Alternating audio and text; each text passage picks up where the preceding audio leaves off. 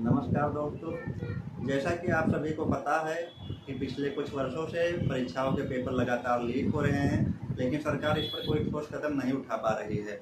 और साथ ही साथ सरकार एकदम गैर जिम्मेदार हो चुकी है और शिक्षा मंत्री भी इस्तीफा नहीं दे रहे हैं। तो दिल्ली के जंतर मंतर पर सोनम वांगचुक, जिन्होंने देश में शिक्षा के लिए और पर्यावरण के लिए जो है उल्लेखनीय काम किए हैं, पिछले 19 दिनों से भूख हड़ताल पर बैठे हैं, लेकिन सरकार उनका ना तो उनसे संवाद स्थापित कर रही है बातचीत के लिए, और ना ही उनसे कोई हालचाल पूछ रही है सरकार। तो इसलिए 19 दिन हो चुके हैं। और पिछली सरकारों में भी ये होता रहा है कि जब भी कोई आंदोलन होता था तो सरकारें उनसे राजनीतिक संवाद स्थापित करती थी, क्योंकि लोकतंत्र में संवाद के माध्यम से ही समस्याओं का समाधान हो सकता है।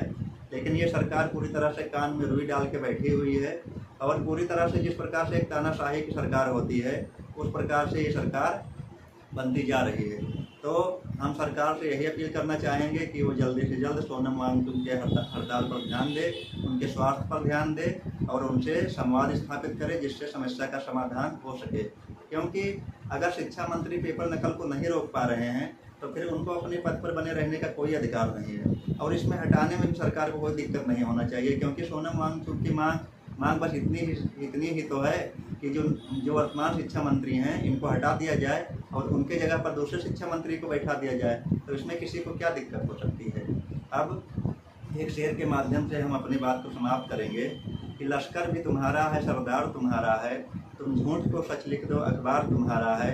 इस दौर के परीक्षार्थी जाए तो जाएं कहाँ, एनडीए तुम्हारा है, यूजीसी तुम्हारा है।